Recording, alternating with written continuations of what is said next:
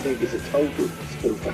What should be a spoofer? This is bullshit. Wolves coming back from an offside position, but Shane Long was definitely onside. Shane Long has done it! I'm going to enjoy it tonight. And you should as well. Thanks very much. Well done. Bye. Unless he's breastfeeding, he should be alright. Welcome back to the Ireland Radar podcast. Ireland have just finished their June international friendlies, coming with the first two draws of Hamer Hallgrimsson's reign. Today, I'm your host, Dylan Hudson. As always, I'm joined by Wicklow's finest, James French, to talk to you all about the action and what it could mean as we're on the road to September's qualifying camp. James, first of all, how are you doing today? All good. Yeah, nice weather here at home, and happy enough after an enthralling friendly last night.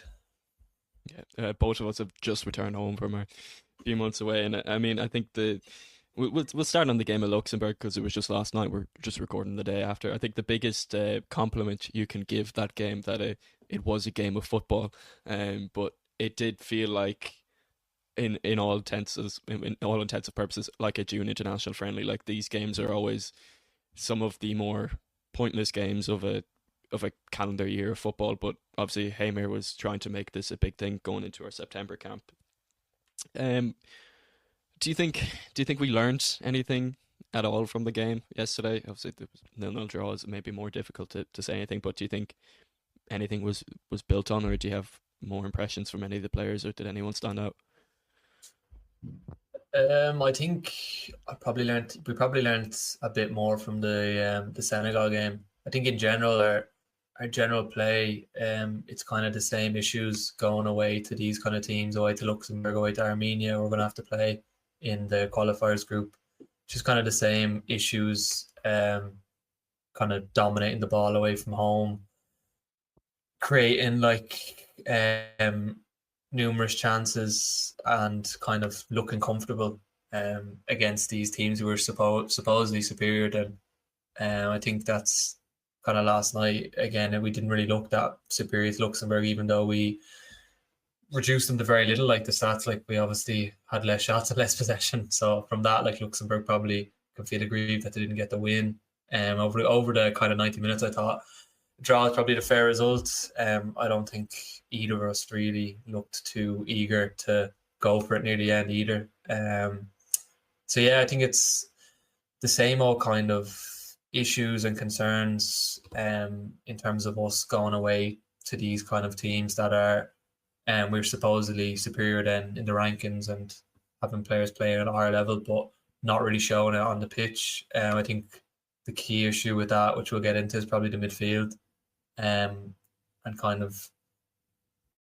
we're kind of just still kind of trying to do the same thing over and over and have different results, with the likes of Smallbone Knight starting last night, and obviously with Killian Phillips making his debut, but the same kind of profile of players playing away to these teams who we're going to have to really try and away to these teams we're going to have to try and dominate the ball, assert ourselves on the game, and these guys just don't really do it because they're not really the profile of players to do it. And I think we'll come into, as we'll kind of talk about a bit about, it was kind of disappointing that Finn didn't start and we didn't see any of Andy Moran, who as we've kind of said previously on the podcast, we kind of really believe can be those players to command the game and really kind of be composed and kind of just really a level up from our current midfield. Yeah, I mean, if you look at the first half of the game, I think it says it all. I think we have our first shot in the game 30 minutes into the game. It takes us over an hour to get our first shot on target. Within the first hour, Luxembourg have 2 shots on target, but they didn't have a whole lot going for them either. But I think it just shows that in that game, and you can tell what Hamer is doing. He's trying to have a physical profile. We see with this kind of 4-4-2 formation, this 4-4-1-1 that morphs into the 3-4-2-1 out of possession, that he wants to have more physical players. And you can see this when he's been utilising like the likes of Manning and Smallbone in the wider areas, rather than those players aren't naturally wingers. Although I've played there at some parts of their career, he's going for more physical profiles in those positions. And obviously you see then in the course of the game, what we miss out there is we create less chances. And I think maybe that's less of an issue when Azaz comes into the squad, and you have to think that after his last camp and his form in the championship this season, and potential Premier League move by the looks of things, that he's going to be one of the first names, if not first few names on the team sheet in a really crucial way we play going forward. But I was really surprised when you're missing out on someone like Azaz, not to bring in someone like Moran, who is creative as well and who can do some of the stuff that Azaz can do, maybe not as well, but is definitely a creative player and brings something going forward. You look at the team sheet yesterday, I don't really know who was supposed to do that.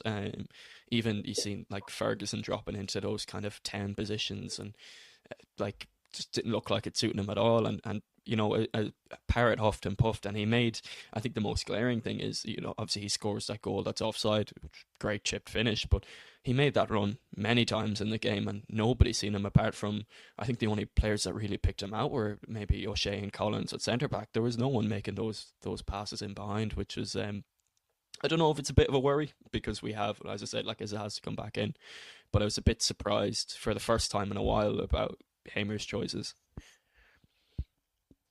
Yeah, I understand the in terms of kind of the making the team more physical. I understand that kind of approach of Myron, because obviously to close the gap in quality, like if you do kind of rely on physicality, on athleticism, it can do that. But at the same time, as I was saying, like the same issue we've encountered so many times is not being able to consistently create chances in these kind of, I wouldn't even say hostile venues. I don't think it was that hostile last night, but these kind of difficult places to go, like Luxembourg, like Armenia, where we supposedly are superior, but we just don't really show on the pitch because of a kind of a lack of positivity really in our midfield, lack of quality. And I just think it would have been nice to see Andy Moran start last night, especially because of how little minutes he's seen this season. Like we've seen Ferguson, obviously, Heimer obviously trying to give Ferguson a new lease to life. Would have been nice to see Moran kind of given a chance to start and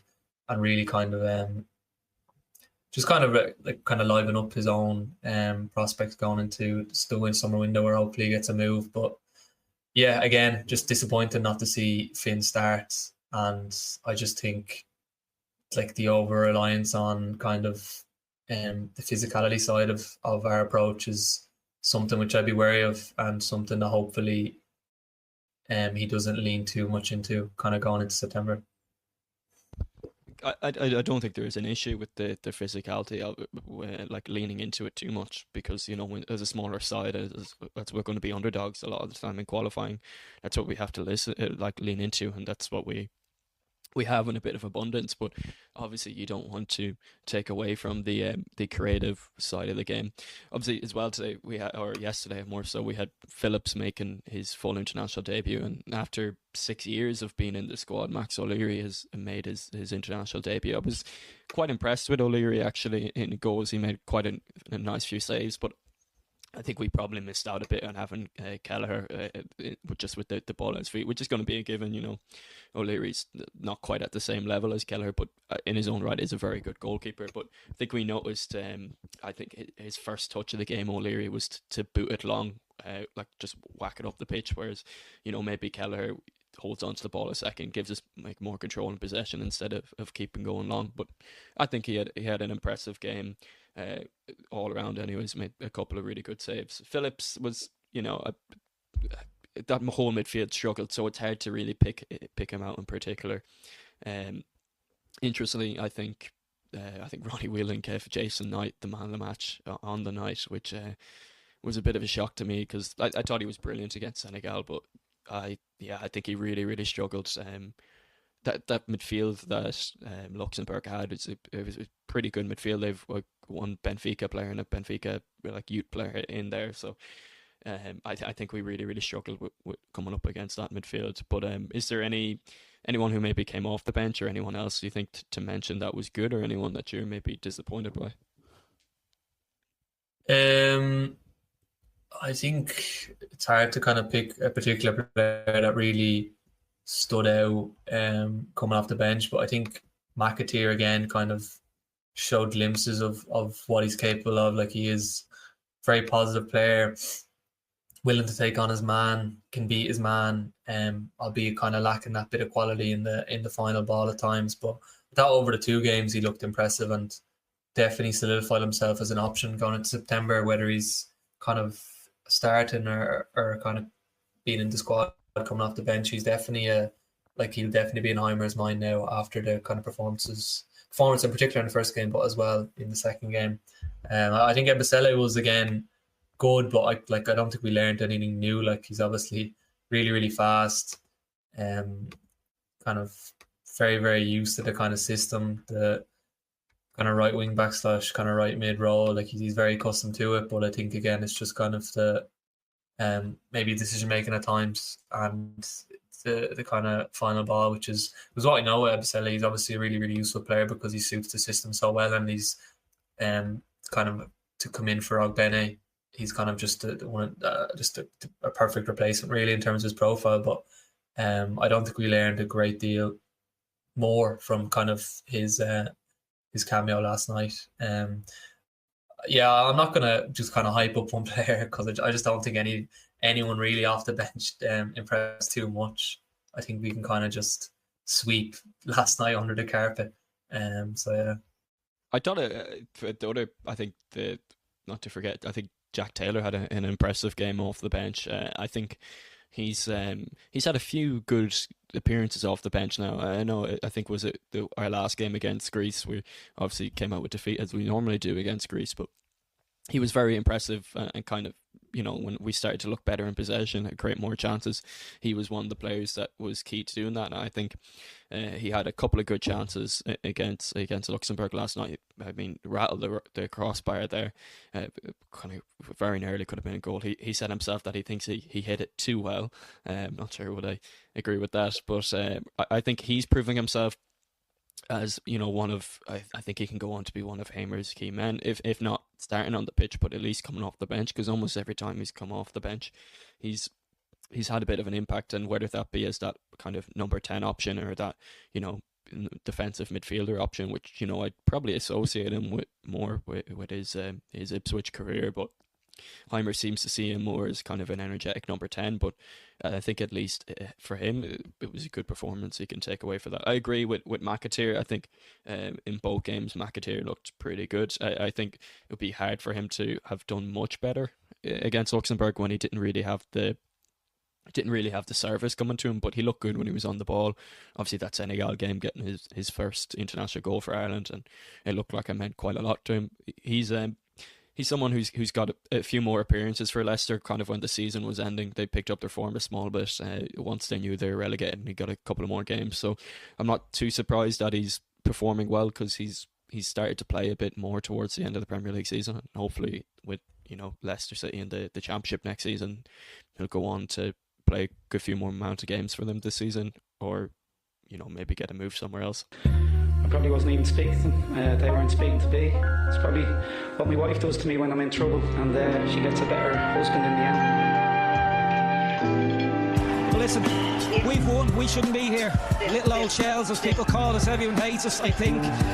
We're in the division for another year, and we're in a final. Hey, it doesn't get any better. Well done. Thanks, Tony. There's wars absolutely everywhere. I'd happily be a barista. Well, listen, the guys are in there singing songs. You just want to be careful what you play. So if this doesn't work out, you might see me in a coffee shop.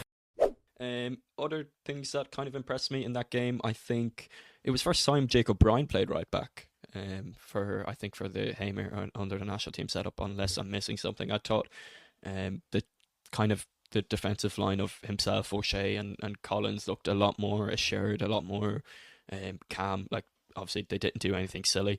They kind of just looked a bit better than usual to me, and hopefully that's a sign of things to go forward. Do you have any other impressions on that, or anyone that you think needs to make a case for themselves to be in the next squad? I think you're saying there about O'Shea, Collins and O'Brien, I think that's quite clearly our best back three, and quite like with O'Brien being able to play a right back just kind of really suits it. Obviously changing from the 3 back to the 4 back, it's quite fluid. It's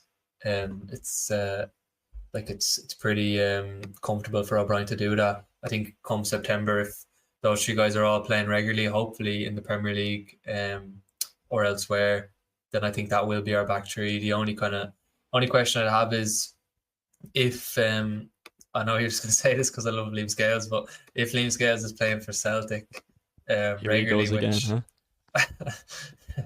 which is obviously is kind of because Celtic will probably go and sign a centre half this summer. That's kind of what the rumours are. But if he displaces another new Celtic centre back signing come September, I'd be interested to know if he could feature over one of them, just purely on the basis of kind of his capabilities of playing out from the back on that like kind of left centre back. It kind of just gives you, it opens up a lot of new angles and stuff, a lot of new passing lanes, having a lefty on the left side of the back three. And as kind of watching him over the last couple of seasons of Celtic, that is like his main trait and his main kind of strength is like kind of playing through the press, kind of breaking lines and being able to find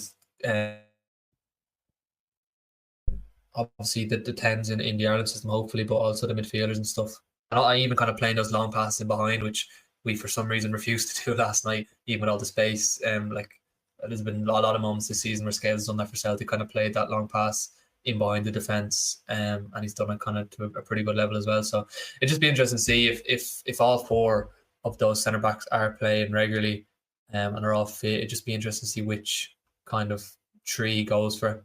I'd agree that O'Brien, Collins, and O'Shea is probably our best three in terms of defensive solidity, in terms of physicality, and probably just quality in general. But it just Scales on that left centre back kind of role just open, I think, a lot of the game for us if he does play there.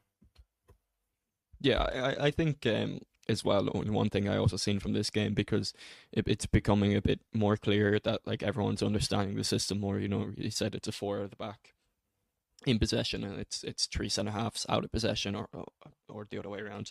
And I think we've seen definitely more so yesterday when O'Brien would be coming in. See, Brady went off early injured, and hopefully it's nothing too bad for him. But when Manning came on, then you have him going up higher up the pitch, and I think that's another positive that's probably come from these friendlies, is that people are starting to understand the system more. And I agree with your point on Scales. I think he hasn't been featured in a couple of games now for Ireland, but I think he definitely can be one to challenge. It would probably be O'Shea that he'd be challenging, but even I think Darragh O'Shea won Ipswich's Player of the Season, so that's not going to be an easy task for him. And you know, maybe I think in O'Shea he's probably somebody as well that I expect to, you know, towards maybe the end of the transfer window to maybe make a move to one of the promoted Premier League clubs if they can get him for a fair deal, because out of a pretty poor Ipswich season, I think he was the standout player for them this year, and it definitely for me is a Premier League quality centre half. As well, obviously we have to talk about the fact that the championship players that were left out, only was it Jason Knight, Robbie Brady, and did somebody else get in? It were the ones called up that weren't involved in playoffs, or I suppose Knight was involved in playoffs himself. Do you think it was, looking back on the camp, do you think it was the right idea to give these lads the time off, or do you think that they should have called back in the likes of your Azaz, your likes of your Collins, like to come back in and get more familiar in the system from September, because they're not going to have any games from between now and then for their country? I think there's probably cases for both kind of sides of that argument, but for me, I think considering how much we've struggled in recent years in the June post-season kind of camp, given kind of like results-wise, performance-wise, and even kind of fitness-wise, we've had injuries kind of in these kind of camps the last couple of seasons. I think it probably was the right decision leaving these out, giving them that extended time off, and hopefully having them kind of in perfect condition going into their own club pre-seasons, which will hopefully kind of set up nicely then going into the international break in September. Like, I think overall it probably was the right decision. The only thing I would say is, like, it was kind of conflicting. We're kind of done conflicting things with in this kind of break, with like starting Brady away to Luxembourg. We know Brady's going to be a key part of this team in September and in the campaign. Heimer said that numerous times. John O'Shea loves him. Like, why does he need to start away to Luxembourg? Josh Honahan's there, who could have played. could even have called up another kind of left back / left wing back if kind of he felt it was needed. Like I don't really understand playing Brady last night if he's kind of going with that approach of giving the championship guys kind of the end of giving them this kind of break off and having them refreshed for September. But in general, I think it probably was the right decision. I think in general, like the players are becoming quite familiar with the system. I don't think there's much more really to go through. I don't think like the likes of Azaz and Cullen will start kind of pretty seamlessly back in. I don't really think it was a big deal not having them here. So yeah. And I think actually if you asked Hamer, he'd probably say that the reason Robbie Brady was such a key part of both these friendlies is if you look across the squad, especially with Coleman having to pull out with injury, there's no other experience there. You know, it's quite a young team, a lot of players making their first couple of appearances in there. And I think without Brady, I agree to your point that maybe he shouldn't have been played as much, and I'm disappointed that Honohan didn't get a game, especially after so much was made about him getting into the squad, but or a start, that is. I think Brady was there for experience, and obviously he was a player of the year for international performances, and I think rightfully so in my opinion. But I think if you don't have Brady there, you're sorely lacking a lot of leadership and experience on the pitch. So I think that's probably why Heimer included him. Now I think we have to also think about September, and there's only a certain amount of players that can be included in our next camp, and I think Heimer has used a lot of players in his time here. Out of all the players that made an appearance and out of all the players that come back in, do you think anyone has really put their stamp on it or made a good argument to be included in the next squad, or who do you expect to come back in that wasn't included in this one? Well, I think like as you say, kind of like Azaz, Cullen, kind of a lot like them, kind of the key cogs in the team will come back in.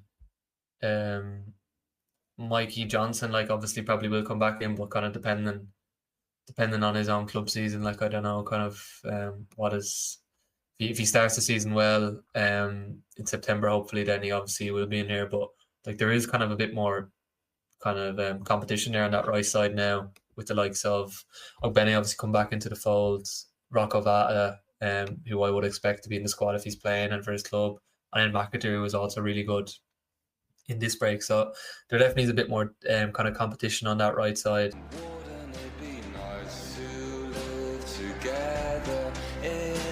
That's come down only to McCarthy. Played it on for Coleman. Coleman a chance to cross here. Seamus Coleman still. Coleman a little dink into the middle. What about that? Is that it? Have we seen the moment pass when it might have happened? Let's hope not. Houlihan. Inviting is there. Robbie Brady brings us all to our feet in Rio. No more than Ireland deserve.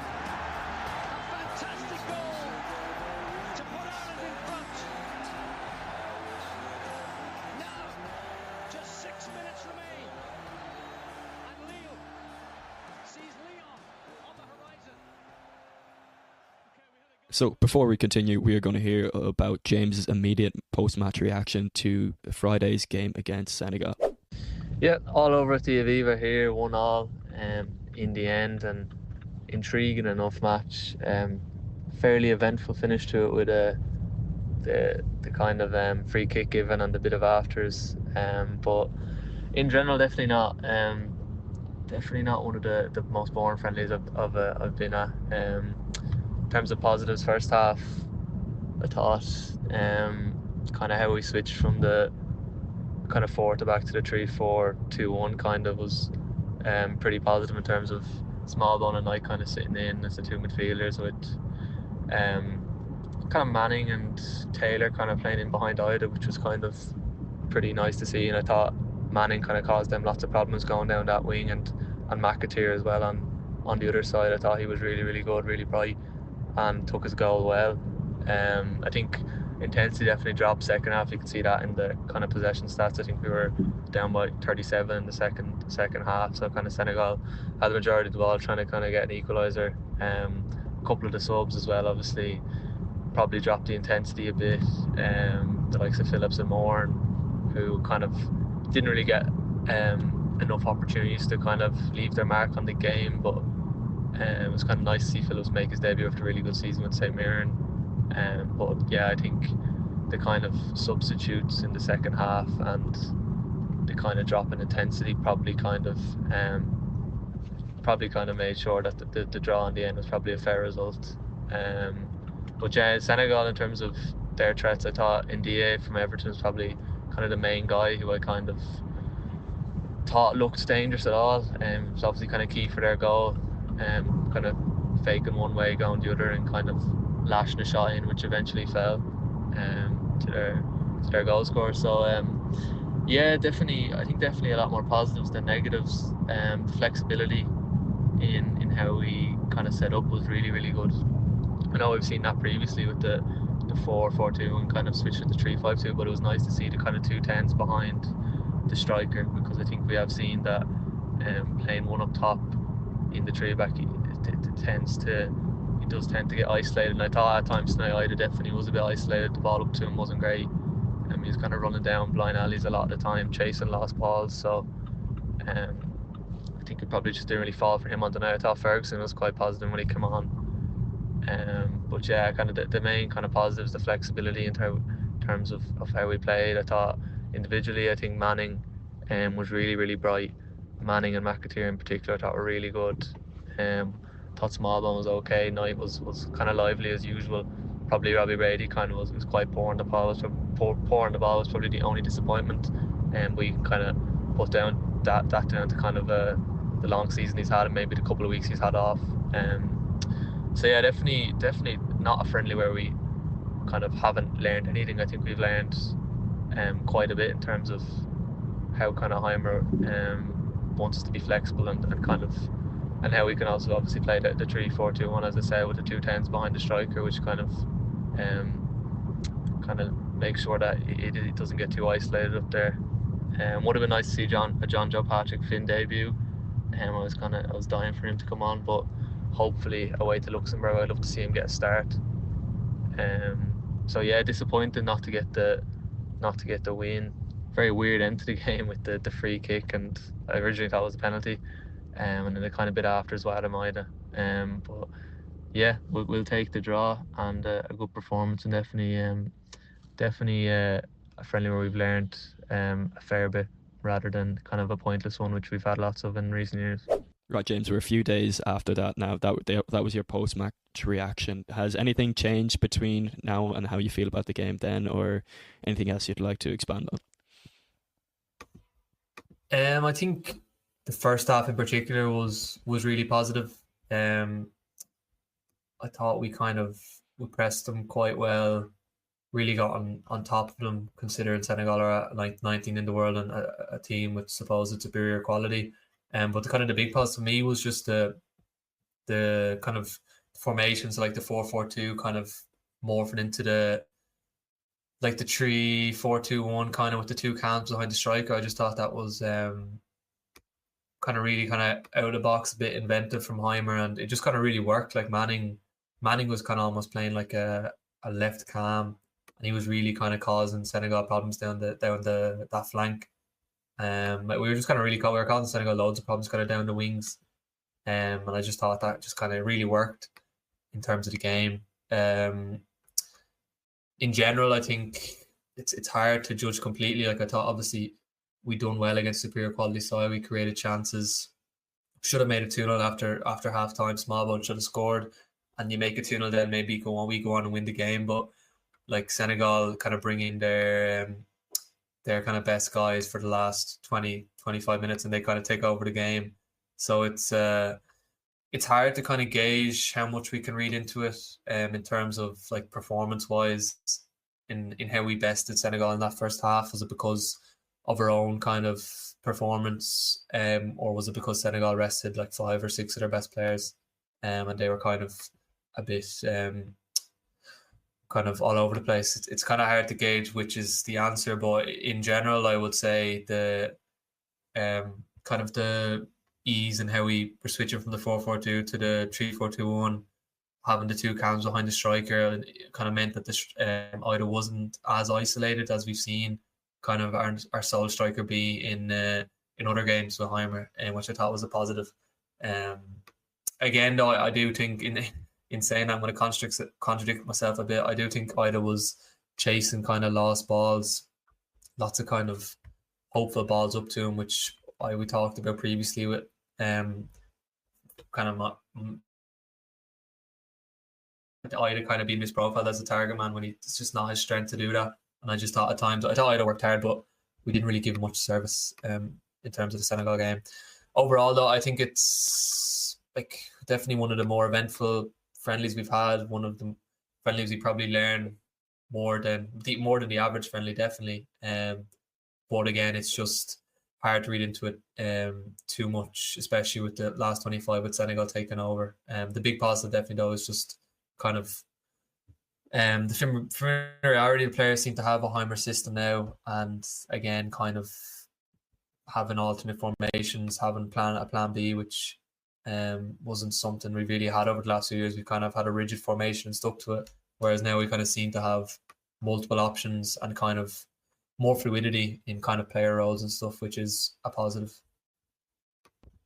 Granted, like they did rest a good few of their players and are probably making themselves ready for that England game. But I mean, you look at the result; they're just after beating England 3-1. So even if they did rest 5 or 6 players, getting a 1-1 draw, that we were 1-0 up until the 76, 77th minute or so.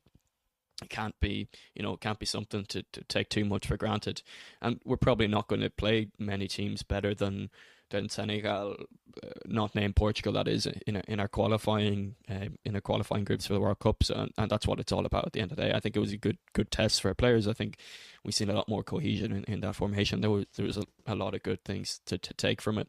You mentioned about Ida, obviously the other week you gave a great couple of minutes chat on the player about his Celtic season, and you talk about this misprofiling him as a player.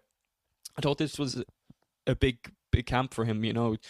We've seen Evan Ferguson's form. That, I mean, the only really striker impressing for Troy Parrott for Ireland at the moment is Troy Parrott, and there really is a second striker space up for grabs. I'm not entirely sure if Ida really grasped it with his two hands. Do you think he could have done better across the two games?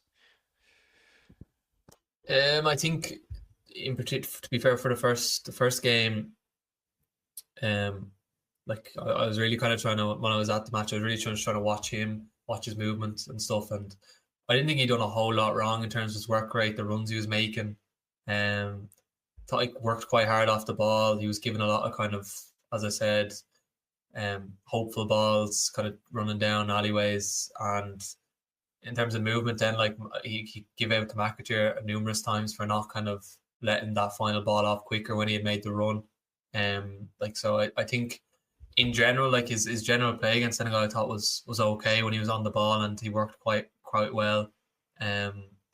So I don't think you can really fault him much for his performance in that first game. But the Luxembourg game, he wasn't the only one who was kind of looked a bit off it in terms of his touches and stuff. But I just thought he definitely looked a bit looser in terms of his touches. I think just I'm not really. He's a very kind of strange. It's a very strange striker. Like a lot of Celtic fans would say this. Like it's just like he's obviously brilliant in the box finisher, has that speed, has the athleticism, has kind of all the traits to be a top 9, but it's just kind of loose touches, loose in possession at times is kind of what lets him down. I don't know if it's a concentration thing or what it is, but I think that's just kind of what you get with Adam. I think he obviously has his strengths, but to playing in Ireland, playing in a Heimer's team, to be a focal point as the kind of lone striker, which it seems Heimer may go to, considering Ferguson and Parra haven't really linked up that well.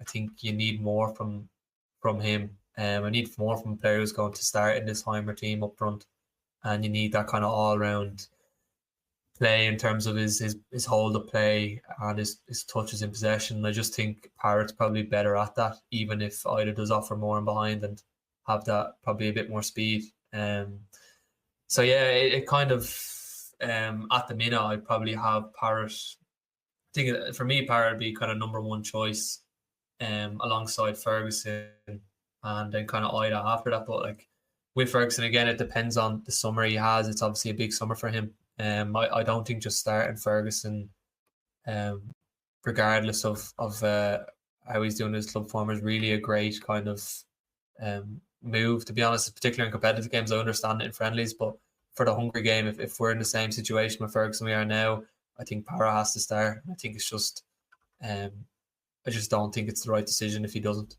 So yeah, for at the minute, I definitely have Parra ahead of Ida just for his overall kind of hold the play and stuff, bringing players into the game, his touches and stuff. I just think he's much better than that than Ida. You mentioned there about the likes of Ferguson and where he's going to be in the summer. We'll move on to that point in a moment. I think we've a couple of players who we think it could be a big summer, where an important one about for getting into the squad in September and deciding who's going to start games and who's going to be on the bench. But with Ida, do you think it's perhaps a case, maybe similar but not in the same way that it is for Ferguson, that maybe he's just in his head as well a bit at the moment? You know, we've seen when he scored the last game that he scored in against Bulgaria, that he was oddly shushing towards the bench, and then Hamer, and obviously he's taken a fair bit of stick from the Celtic fans, even though he scored 20 odd goals this season. Do you think that he's just kind of in his head and he's trying to prove himself a bit too much sometimes?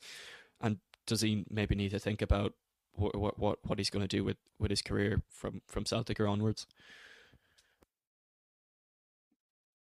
Yeah, I definitely agree with that. I think I mentioned that the last time when I talked about kind of Ida being his profile as a target man. I think these kind of things seem to get in his head a lot, in terms of social media, fan reaction, of him shushing the crowd obviously after scoring against Bulgaria. Like it all kind of points to him being affected by kind of that outside.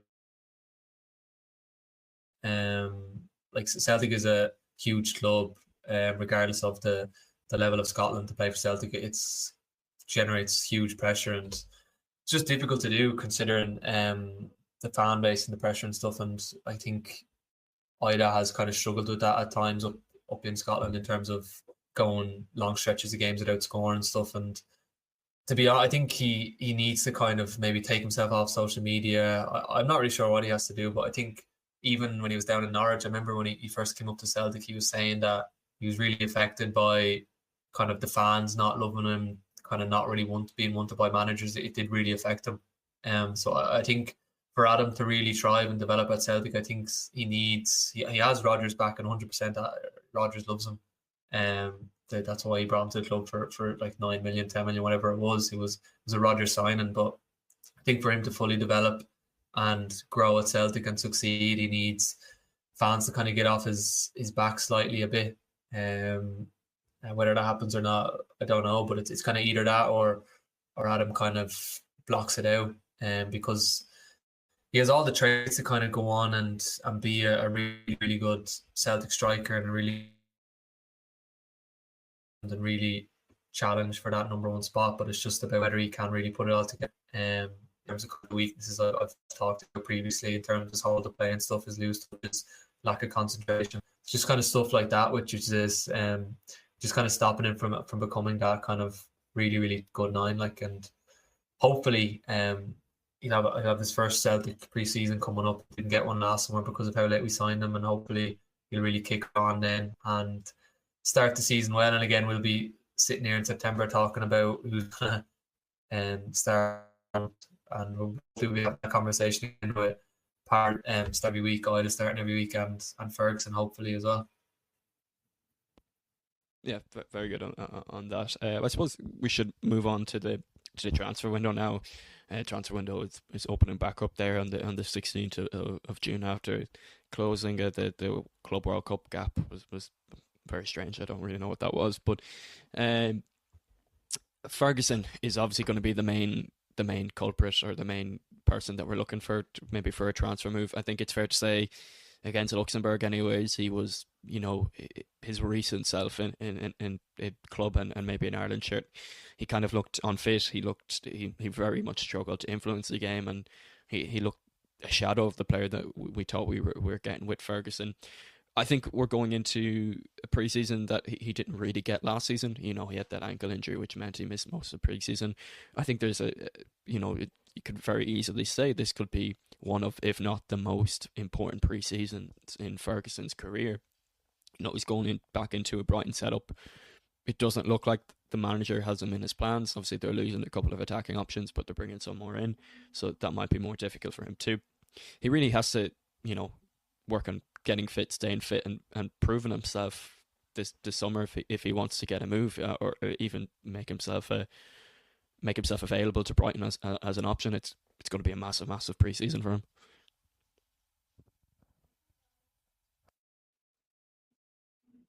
Yeah, I think obviously, as you said, it's a huge summer for him, probably the biggest summer to date for him in his career. In terms of kind of where I could see him going or where I want him to go, I kind of hope he doesn't stay in the Premier League. I'm not sure if there will be suitors for him there on loan or permanently anyway.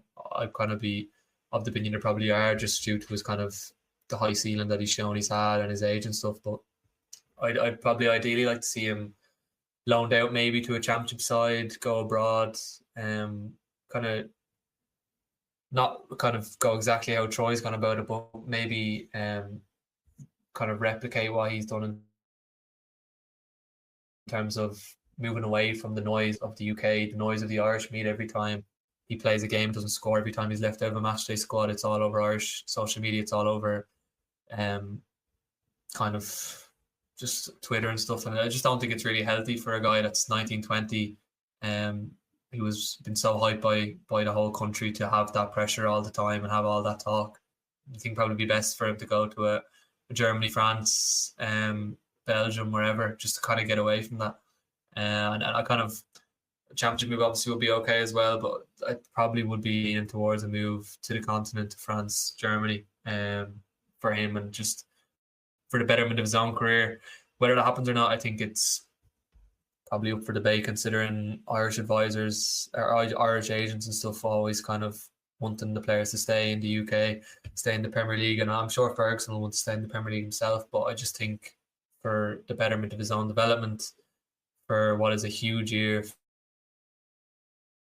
for the Ireland national team, with the World Cup qualifiers being rounded up so quick in what is kind of a couple of months stretch, we need a kind of a Ferguson that's playing every week, sharp, coming into camp in September. And I think the way for him to do that, and the way for him to be thriving coming into a camp, is getting away from the English media and going abroad, which is something I hope he can do. Yeah, I couldn't agree more there. I think a move to the continent would be ideal and be what all Ireland fans are looking for. I mean, that West Ham move was a disaster. He comes in, and even he comes in at a point that West Ham have no strikers, and even then he's not getting minutes. And I think the day after he signs, or in and around the same period that he signs, Newcastle get knocked out of all their cup competitions, so there's not really room for him to play there. I mean, I did say before I didn't think the move was going to be a good move. I was quite wary of it, but I didn't think it was going to be that bad. I didn't think he'd get as little minutes as he got for West Ham. But it's interesting you say that you think he might stay in the Premier League, and he's got plenty of suitors. I think it was David Snade that was saying that Man United and Chelsea were very much interested in him up until he moved to West Ham, and there maybe just wasn't enough time for that. So I could see another Premier League team maybe going for a loan move for him, taking a punt on a transfer. Maybe someone like a Leeds or someone might look to loan him in as a striker option to see if they can get anything out of him, or maybe get a position where a team thinks that he was 100 million plus player only a year or two ago. Could they get him for 30 or 40 million and try and fix him? He's still got quite a lot of time on his Brighton contract, so I don't know if he'd be cheap. So it kind of depends what Fabian Herzler has in his plans for Brighton. I don't think it's only a big transfer window for Ferguson. I think because our camp starts in September, which is obviously so close to a new season, I think the transfer window is going to be important for a lot of players. I think Darragh O'Shea is another one I talked about earlier that I think I think he might get another move back to the Premier League, and hopefully means he's playing minutes. It looks like Finn Azaz is going to be in the Premier League. I think Leicester and Leeds, and I think maybe Crystal Palace were interested in him, if I'm right. I remember seeing reports earlier, but they have quieted down. But I'd expect those to get busier in the summer. And another player I think who's just returning to his parent club on loan would be Amabamidele, who didn't really get any minutes in this camp either, and has become a bit of a background figure for Ireland recently, when we've normally kind of would have debated him as one of the starting centre backs, or even maybe in that right back position. I think he needs to get a big move this summer, and summer for the whole season, and not just for a couple of months, if he wants to get himself back into the Ireland team. Yeah, I'd agree with that, in particular about Amabamidele. Like, I think he was kind of really burst on the scene in Ireland. Sure, the performance away to Portugal kind of springs to mind, and how really good he was. Kind of rushed that move to Forest. Hadn't played a great deal for Norwich prior to that move, really, kind of in that season. A lot of speculation around him. He was linked to Milan. Eventually went to Forest, where it hasn't really worked out for him. Had that loan to Strasbourg, obviously, where he's kind of played a fair few minutes. So it's just kind of up to him to kind of find that right move next. And I think it's the same for a lot of kind of those guys in particular, as you were saying, like Dara O'Shea. Like, he's kind of been passed around the kind of relegated Premier League teams recently. I'd be hoping for a more kind of a more long-term solution for him, for his own career, and that will benefit him. Maybe he goes abroad. I know I'm kind of always banging on about this, but I think just constantly bouncing around from Premier League relegation team to Premier League relegation team probably isn't best for his development. Probably be best for him to go to just kind of get abroad or elsewhere. I'm not sure, because I think Dara O'Shea's quality, like, he's shown that every time he's been in the Premier League, but every time he has been in the Premier League, it's been with a really, really weak side. So he doesn't really get to kick on if he's kind of changing clubs every year, going from kind of different environment to different environment. I think he needs a kind of a long-term solution to that. So yeah, I think that them two in particular. I think Azaz, be really nice to see Azaz get a move to the Premier League. Hopefully, him coming into camp in September after, I think Crystal Palace were looking at him, maybe Bournemouth, if either one of them, if he's coming into camp after starting a couple of Premier League games, had a full preseason and stuff. I think that would be really, really good for him, having kind of one of our attacking players playing in the Premier League. I think just something we haven't had in ages, in terms of like an attacker or a winger kind of starting consistently. Maybe our Bene, but I'm kind of talking more like kind of technical midfield player. I can't remember the last time we've had one kind of consistently starting the Prem. Josh Cullen maybe, but again, he's kind of more of a six. So it definitely will be a first in a long time for a guy like Azaz, that kind of profile, to be playing at the highest level for us. Yeah, and there's also the few players that didn't get very many minutes in this camp, where we said that Andy Moore, like, a loan deal is going to be huge for him, and he's someone that we've personally touted to that could do with a move abroad. He's had some successful and not so successful loan spells in England now, and I think the next step would maybe making a move abroad, maybe to Brighton's sister club in Belgium or something like that, or something like the Netherlands. I think would be great for him. Another player, Bosun Lawal, got called in for this game, didn't really get any minutes. I wouldn't expect him to move on from Stoke, since he only signed there last season, but he'd be one to keep an eye on. If he's fit for the whole season, gets a full pre-season. I probably wouldn't expect him to be in the Ireland camp, considering he hasn't played a game for Ireland's senior team just yet in September. But if he makes a really good start to the season at the start of August all the way up to September, maybe he can make himself undeniable.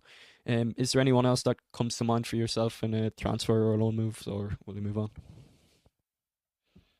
No, I think again, Moore is the big one in terms of that kind of profile of player. I think if we have an Andy Moore come into camp in September that's playing consistently, maybe playing at USG, as you said, with that Brighton link, I think that'd be really, really positive.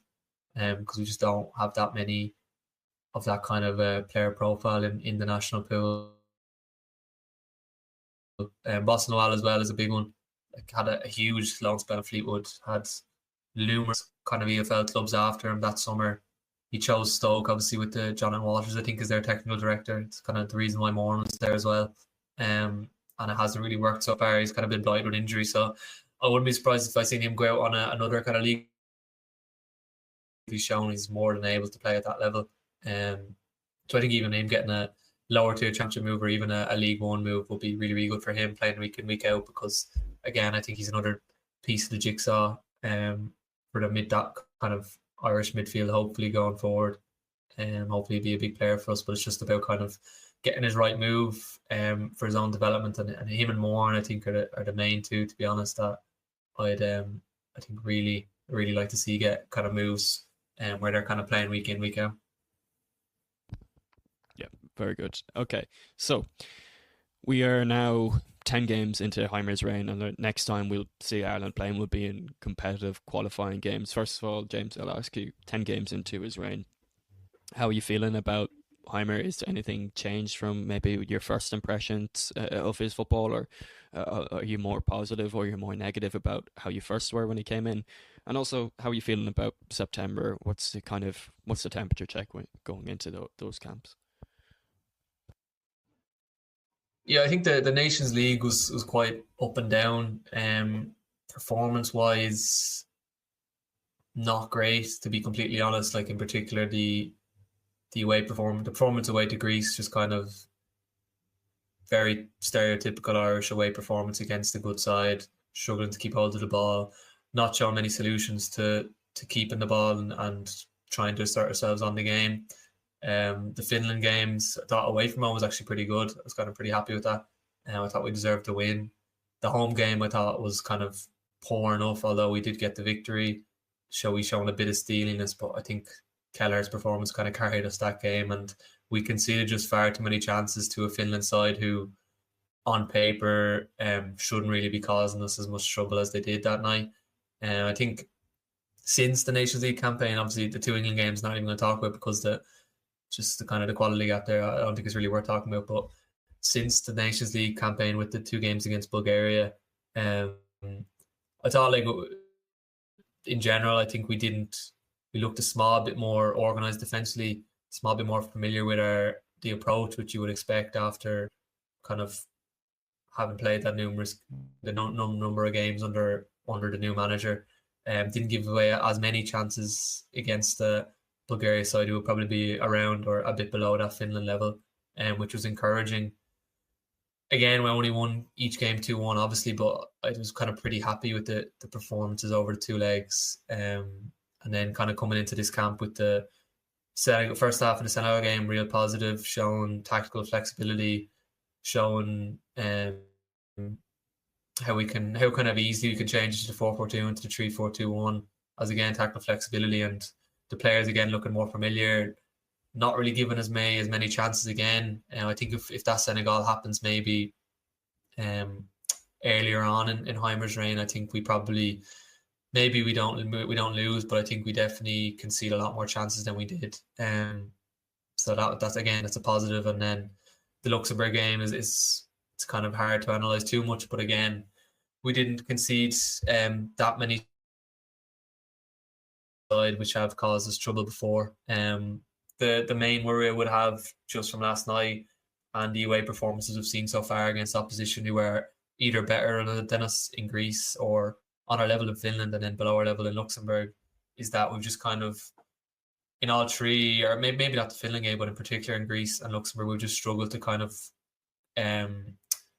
really assert ourselves on the game, take command of it. And again, this is kind of the recurring subject, but it's just, again, the midfield problem and how he kind of goes about fixing that, especially away from home, in being confident on the ball, being composed and willing to be brave. Because I think if we play like we did last night against Armenia in that away game, in the qualifiers, I think it'll end pretty badly for us. Hopefully we won't play that, and I don't think we will, considering the context of the game, end of the season, etc. But that'll just be my one worry, that we still haven't really solved that issue of going away to a Luxembourg or kind of a Greece. We're going to have to go away to a Hungary side who are probably on that level of Greece, and I'd just be worried about how we go about asserting ourselves on the game and not getting not getting kind of blown away early and trying to. I'd be pretty confident about our kind of steely resolve defensively, but it's just kind of about asserting ourselves on the game and creating enough chances to go and win the game or draw. In general, my thoughts going into September, positive, definitely. I think Heimer's shown a lot more flexibility and nous than Kenny did. Although I think the Stephen Kenny appointment was necessary for Irish football. I think Heimer now gave us that bit more defensive solidity, especially kind of in the last 3 games. I think we've seen that. I think at the same time, Portugal obviously just won the Nations League, so I don't think we can, I'm not going to talk too much about that, but Hungary and Armenia both seem to be on a slippy slope. Both seem to be kind of on a downward trajectory.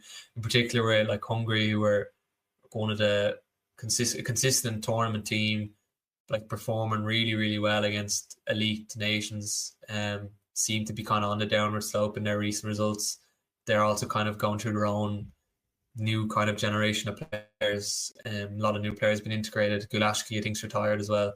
So it might be a nice time catching them, having them the first game in September in front of a packed Aviva. Lots of kind of hope and positivity in the crowd, considering we've been out of so many campaigns in recent times. Very, very early on, hopefully it doesn't seem like it's going to be like that this time. Considering that bit of momentum we have, and kind of the group's a bit more nicer as well. So in general, pretty positive going into September. In terms of the opposition, in terms of our own style of play, I think we can have success. It's just about hopefully having a fit and healthy core of our best players, and in particular Ferguson, who I think can make that kind of difference in kind of finishing the few chances we will create. I think he can do that, and hopefully he's coming into camp, as you said, playing every week and feeling good and having a full pre-season without getting injured, hopefully. So yeah. Out of 10?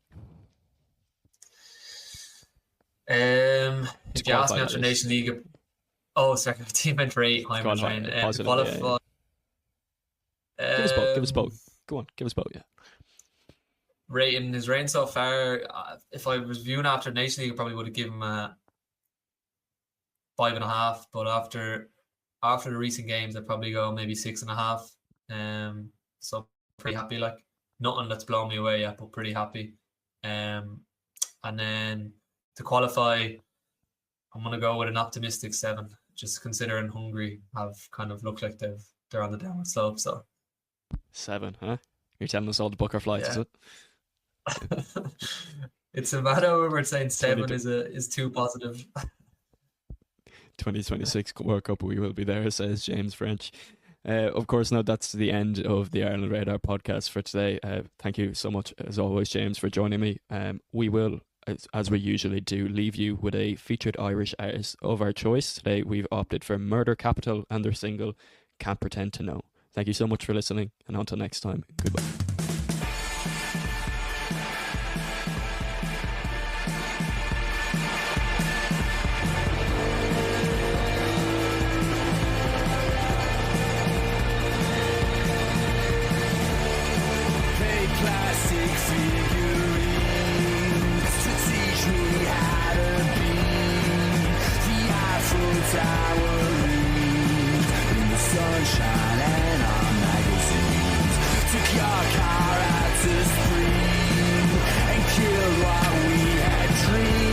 Just a plastic figure.